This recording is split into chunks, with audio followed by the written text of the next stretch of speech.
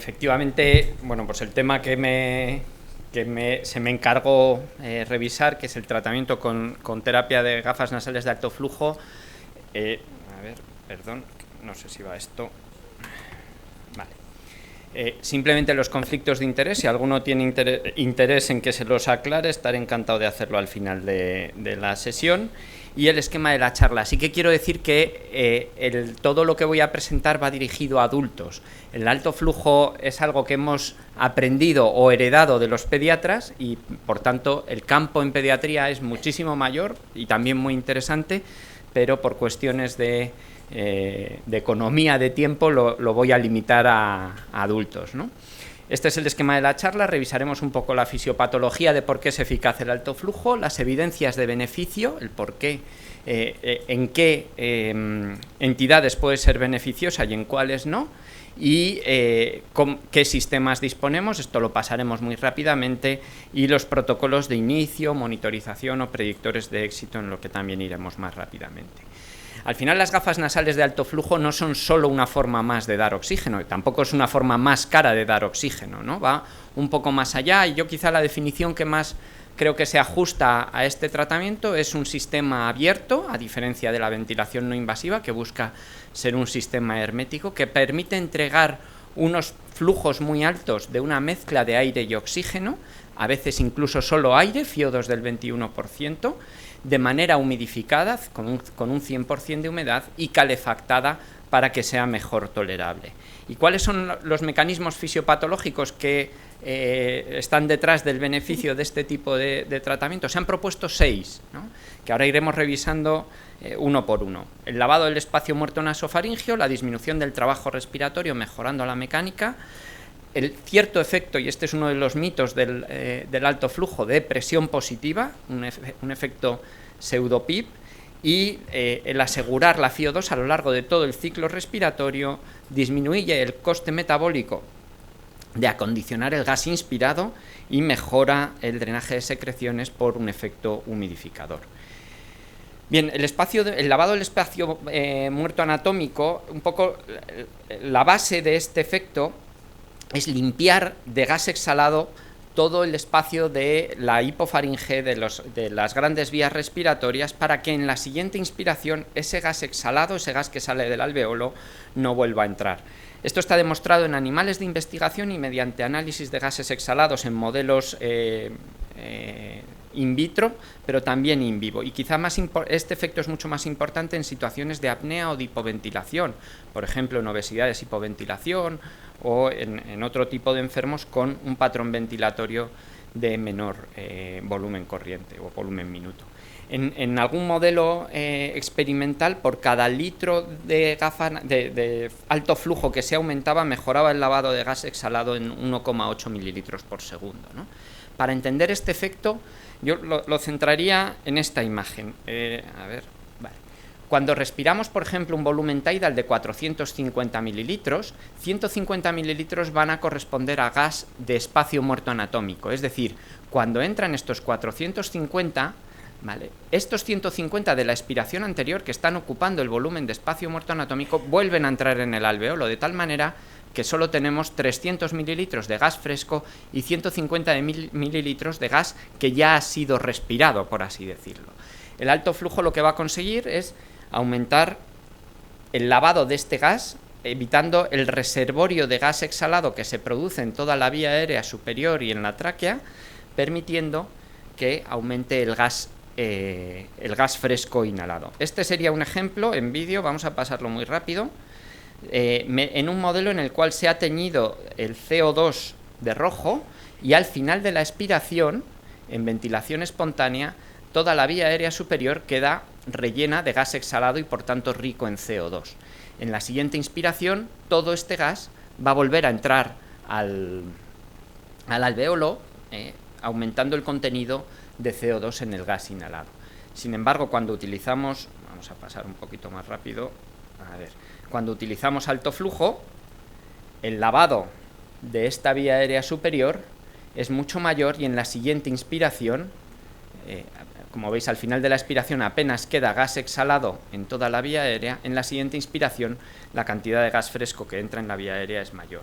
Es decir, podríamos buscar una comparación donde la cantidad de CO2 en la vía aérea superior, vamos, en todo el espacio muerto, es mayor en ventilación espontánea que bajo alto flujo. Bien, otro de los efectos es la disminución de las resistencias al flujo aéreo en la vía aérea superior, que vienen muy condicionadas por el área nasofaríngea, por la distensibilidad de la faringe y por el volumen de gas que empleamos, ¿no?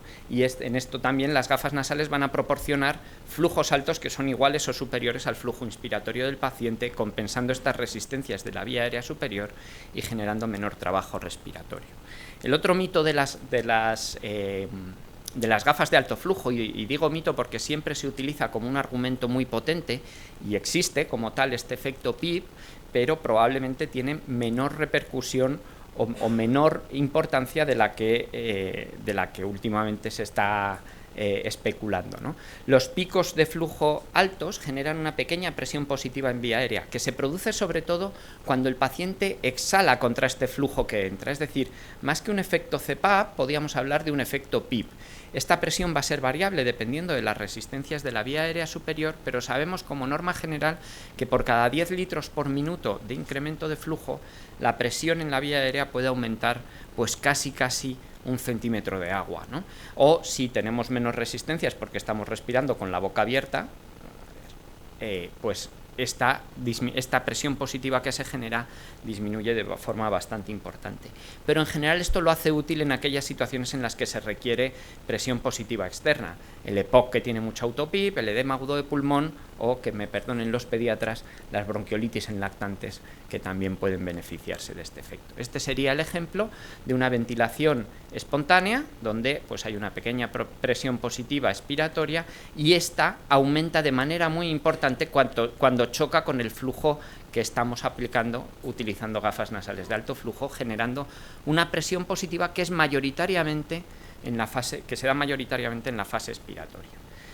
Esta va a ser variable, como digo, va a variar en función de las cifras de alto flujo, de los caudales que utilicemos, no va a ser lo mismo entre 30, 40 o 50 litros por minuto, pero quizá de manera más interesante no va a ser lo mismo ni siquiera entre aparatos. Uno pensaría que generar un flujo constante es relativamente fácil desde el punto de vista técnico.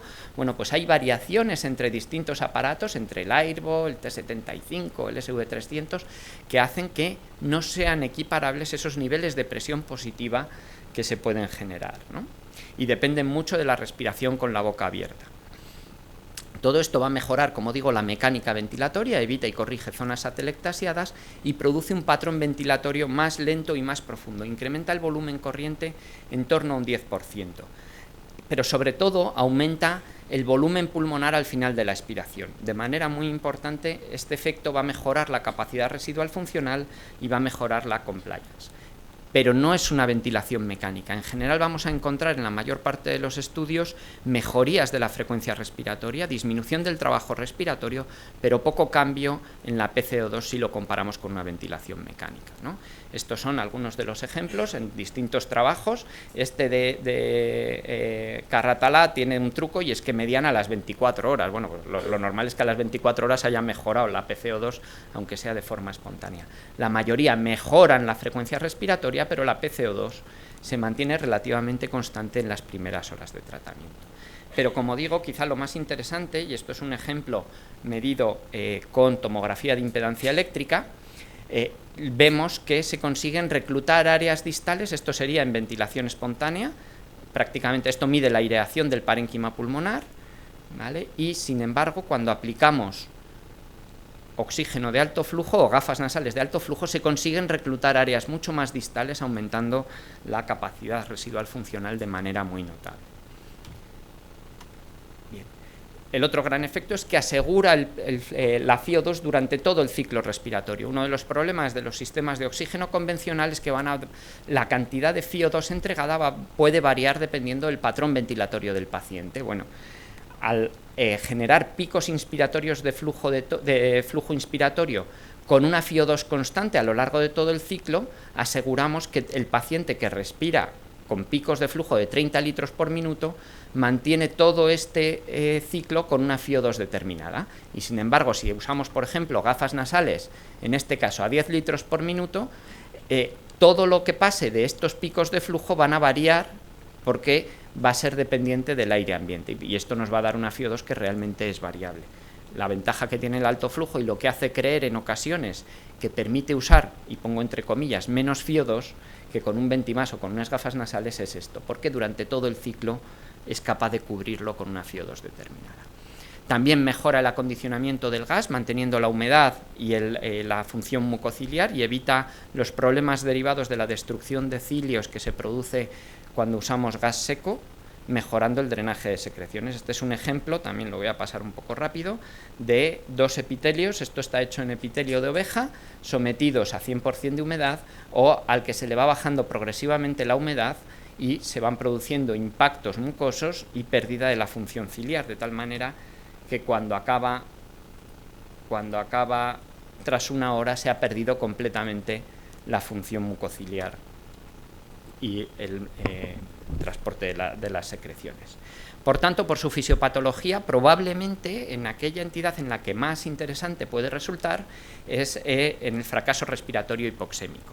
En la hipoxemia leve o moderada, comparado con el oxígeno convencional, ha demostrado que mejora el grado de disnea, mejora la frecuencia respiratoria, el trabajo respiratorio y la disociación tóraco-abdominal, y produce mejor oxigenación y menos desaturaciones. Pero vamos a ver en cada una de las distintas entidades que pueden comprender el fracaso respiratorio hipoxémico qué grado de evidencia tenemos.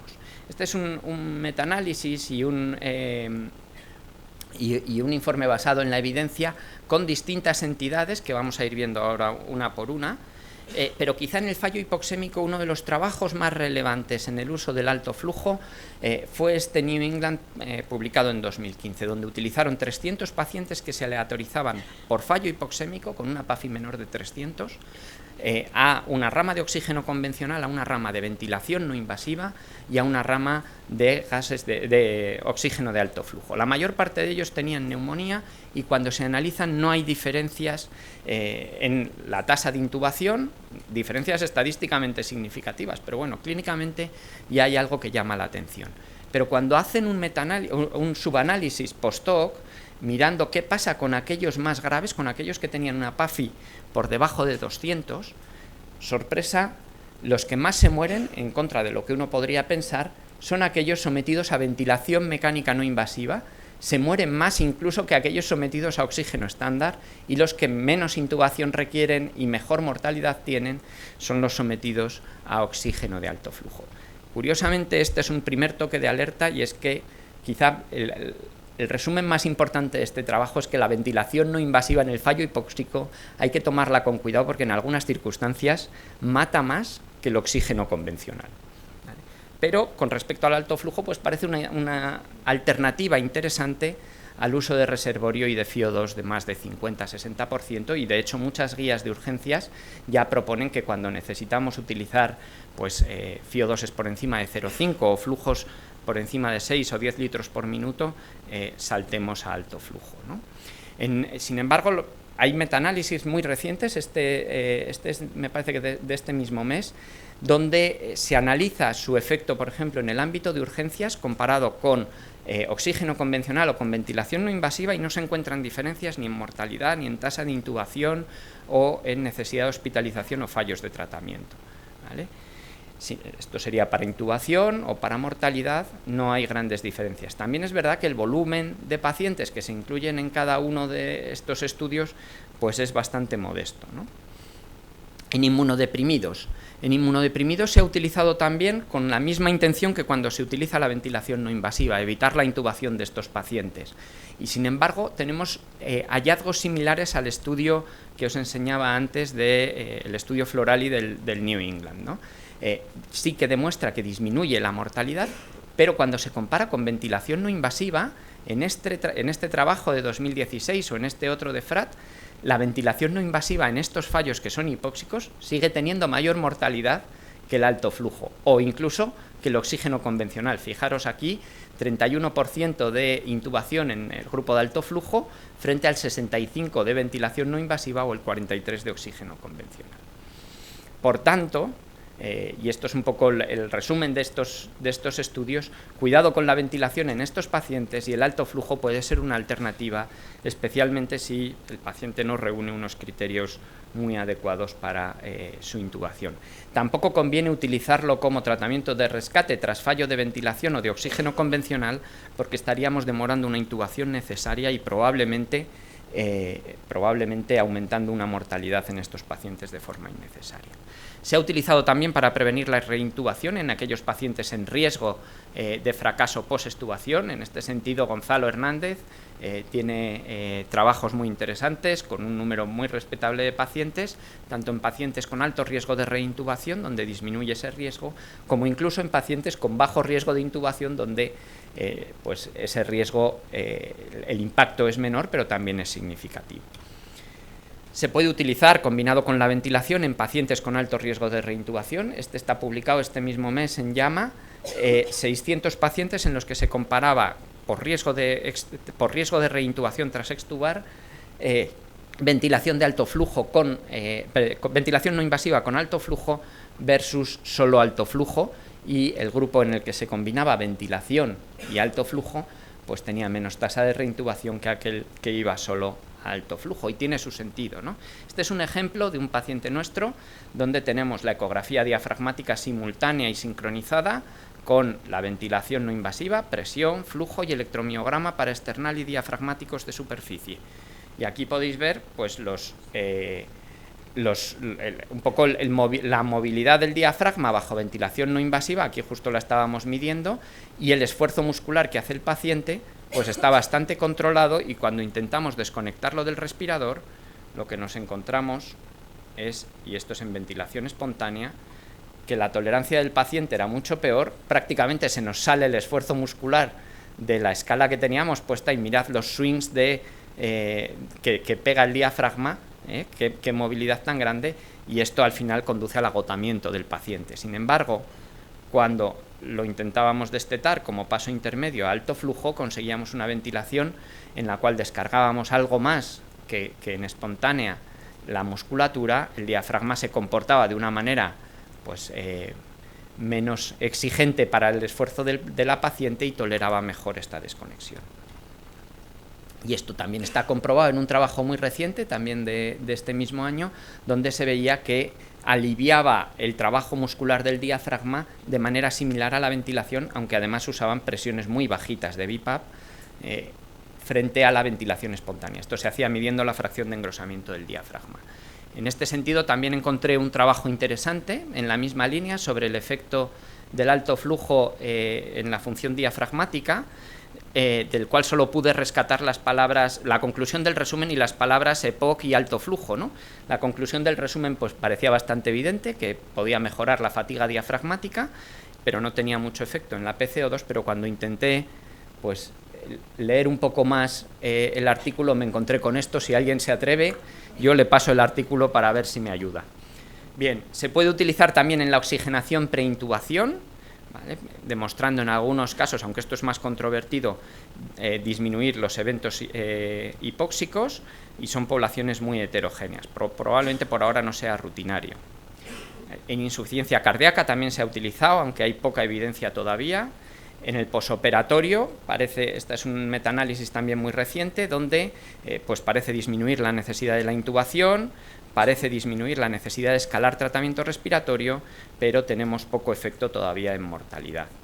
Nosotros lo estamos utilizando mucho en el paciente post-trasplante pulmonar por los efectos de humidificación, de disminución de atelectasias, etcétera, y bueno, pues también está publicado que puede ser útil en estos pacientes, en el posoperatorio de cirugía cardiotorácica.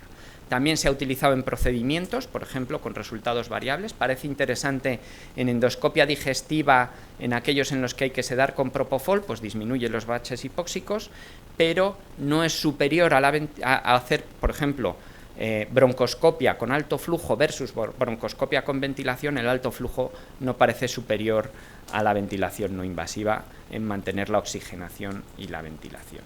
Se ha utilizado también en patología intersticial, un poco de forma anecdótica. Estos pacientes tienen per se una mortalidad altísima. Yo creo que les pongas lo que les pongas, esta mortalidad es difícil de disminuirla si no es mediante entrada en ECMO y trasplante pulmonar. Y hay otros muchos riesgos, usos anecdóticos. El riesgo más importante de este tratamiento viene por demorar una intubación necesaria, lo cual aumenta mucho la mortalidad. Por lo demás, es más confortable que la ventilación, da menos problemas con las interfases y probablemente alivia la disnea de forma más rápida que el oxígeno convencional.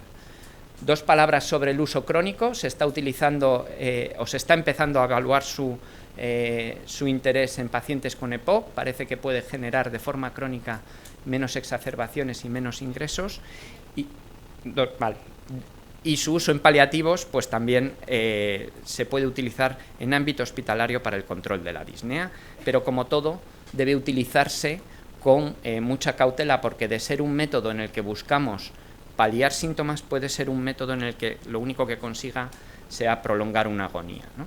Sistemas de administración, hay dos grandes sistemas de alto flujo mezclador, donde tenemos un caudalímetro con gas y aire, un humidificador y calentador, ¿vale? O sistemas que funcionan con turbina, que son más silenciosas pero algo más caras, ¿no? Hay muchos en el mercado. Incluso tenemos respiradores en el mercado que pueden funcionar generando, en lugar de controlando por presión, pues controlando por flujo, y pueden utilizarse como respirador de no invasiva o como alto flujo, ¿no? La Philips, la V60 Plus o el Prismavent de Lovestein tienen estas funciones.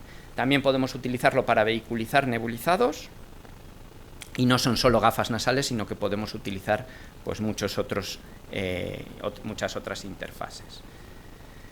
Quizá el predictor de éxito más importante, el único trabajo que ha validado un índice, es el índice ROX de Roca, donde la ausencia de mejoría de la relación saturación FiO2 y frecuencia respiratoria a las 24 horas predecía el enfermo que iba a fracasar con ventilación no invasiva. Vamos a saltar esto. Y quizá las indicaciones las centraríamos en el fallo hipoxémico como tratamiento precoz, en la ayuda al weaning de pacientes post-extubación o en el weaning de la ventilación, en el posoperatorio y especialmente en trasplante pulmonar. En pediatría es el campo del que hemos aprendido los de adultos, la utilidad del alto flujo, y simplemente que, como con cualquier técnica, antes de iniciarlo hay que tener familiaridad como el equipamiento, elegir las tallas adecuadas, pedirle al paciente que respire con la boca cerrada, asegurar que tiene el componente de hidratación suficiente el equipo y, sobre todo, monitorizar, ¿no? Por ahora es un tratamiento caro por el fungible, pero tecnológicamente es muy sencillo, se va a abaratar mucho más y se va a aumentar su disponibilidad y uso, y pues tiene la ventaja de la mejor tolerancia que la ventilación. Gracias.